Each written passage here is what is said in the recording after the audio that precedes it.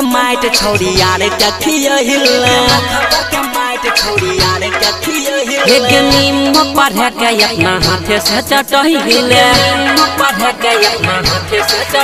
एक मखबर के माइट छौरी यार के खियहिला नीम पढ़े के अपना हाथे से चटहिले ससुरा में साई वाला सब्जी तू खा के ठोका रहिले गे छौरी एक ससुरा में साई वाला सब्जी तू खा के ठोका रहिले गे छौरी किया तू ठोक रहिले गे छौरी किया तू ठोक रहिले गे छौरी एक जरा तन मां बड़ा रबजी किया तू ठोक रहिले गे छौरी एक ससुरा में साई वाला सब्जी तू खा के ठोक रहिले गे छौरी का नाम बहु तोहार पीएसपी मनोरंजन फिल्म्स बिठान बाजार समस्तीपुर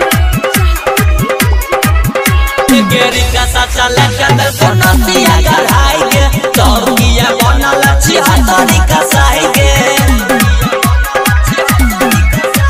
गेरी का साचा लाई के दिल सोनतिया गढ़ाई के तौकिया बनल छी हतरी का साई के सोचल सपना में यगिया लगइले शादी के छौरी अपन भगिया जगइले संगबे में खेलत रही पबजी किया तू ठुका रहिला गे छौरी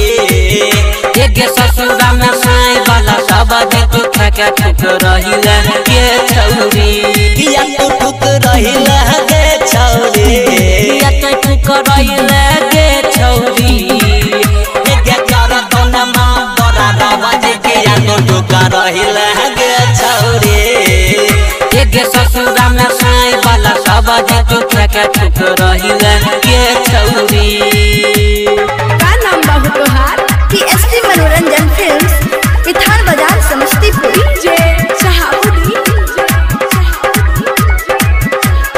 धोखा कल को राइटर प्यार जी प्यार में शॉपिंग करावे ना हो बिठान बाजार में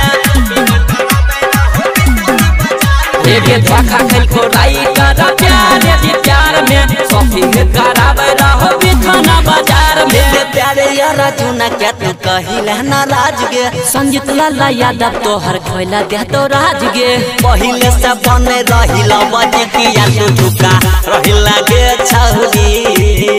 एक ससुरा में साई वाला सब्जी तू खा के ठुक रहिला गे छौरी किया तू ठुक रहिला गे छौरी किया तू ठुक रहिला गे छौरी